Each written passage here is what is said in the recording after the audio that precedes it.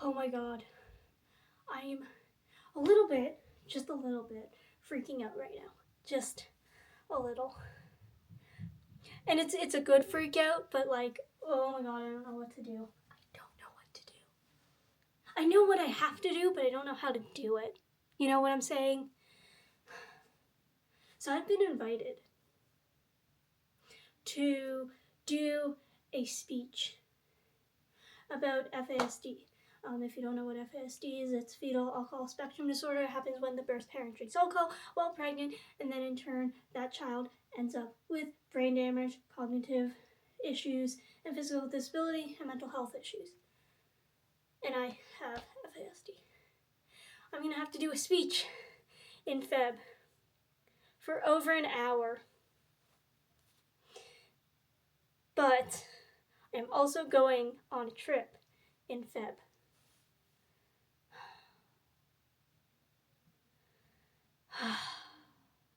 So I have less time to get this speech done because I don't want to be doing my speech or writing up my speech on vacation. And this is what I have up. I just have bullet points right now. These are all my bullet points. And I still have a ton of things to talk about.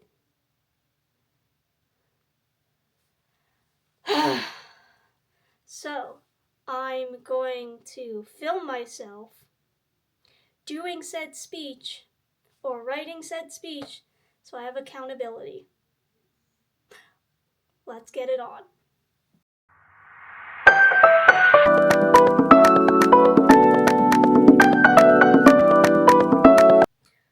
So it's been, I think, 20 minutes, and hold on, I'm writing on my laptop.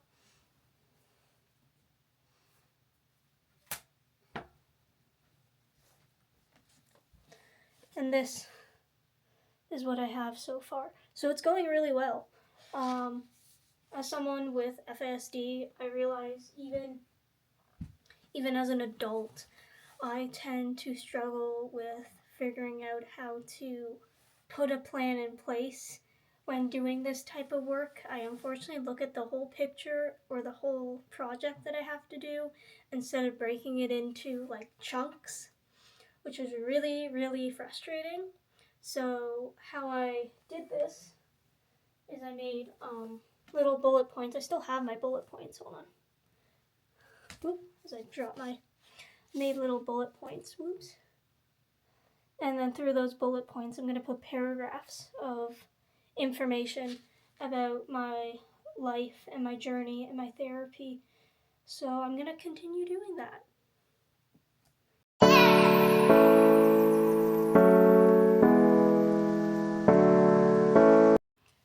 Yeah, I'm going through sort of my quote-unquote life story. And it's funny what memories come up. One of the things I struggled with a lot was like sensory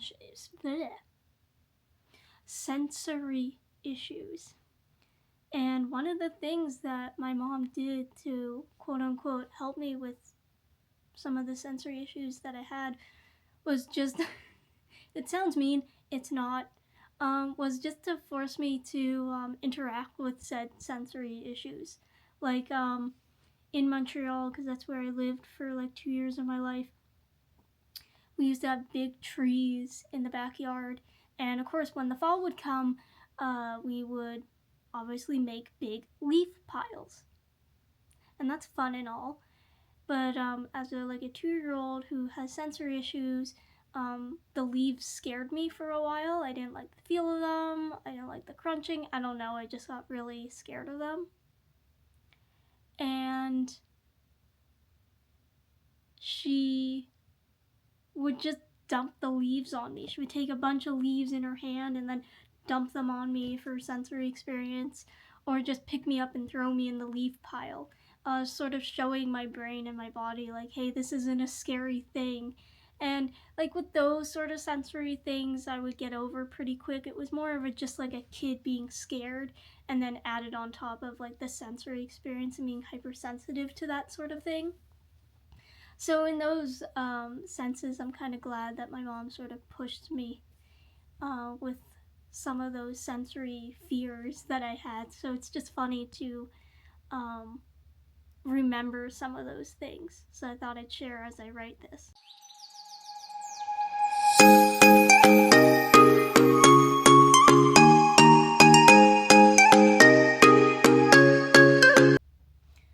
thought of another therapy that I haven't thought about for a long time, and that's brain gym. And I'm writing it down in my speech, but write in the comments if you want me to talk about some of the therapies that I've done over the years to help with sensory issues and brain connection and all those type of things, because I have a lot of stories to tell, but I've never really thought about making a video about it. So yeah, comment down below some of the therapies that I've done. Hold on, I have it in here. Some of the therapies that I have done is your regular speech OT, which is OT, occupational therapy, sensory integration, listening center, osteopath, brain gym, vision therapy, physio. I've done all those things over the years, and having parents that were willing to do therapy and knowing it was a good thing. So yeah, comment down below if you want to hear about some of my therapy things that I used to do. I talked about vision therapy a couple of times on here, but I've done so much more than that.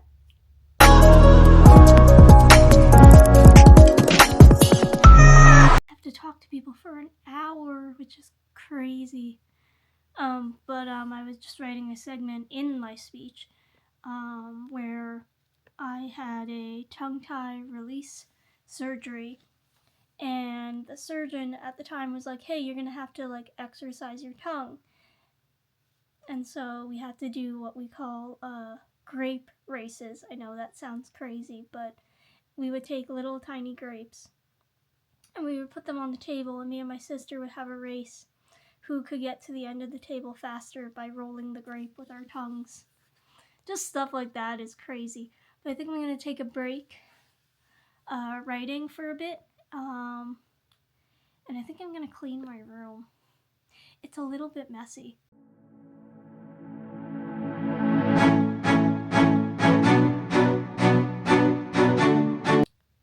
Yeah, I just wanted to do a short sort of vlog today, and then also tell you guys that I'm getting a huge opportunity to do a speech. And that's something that I really wanted to do when it comes to advocating about FASD, and I get the chance to do that. And I think this is going to be a huge opportunity. I don't know how many people are going to be at the conference. I'm going to know that after Christmas break. But this could be a really, really big thing for me. And I'm super excited, and I'm super nervous, and I'm really stressed about it. But I kind of want to take you along on this journey to like prepare for something like this, because a lot of people see it as like, oh, you made it. And I want to show you like the hard work that has to be involved in making a big speech like this for people, and to be an advocate and to educate and maybe do some teaching in between and share my story with living with FASD. So I just want to like take you along in doing the behind the scenes sort of thing. It's going to be in Feb, a week after my vacation, so I really want to get my speech done before my vacation. You guys are going to come along on my vacation, and I want to bring you along on this really big opportunity. I'm going to be staying at a hotel, and it's like going to be a big deal. So I'm really excited, and this is just the beginning. And I think we'll see you guys in the next vlog. Thanks for watching. Don't forget to like, comment, and subscribe. Bye, guys.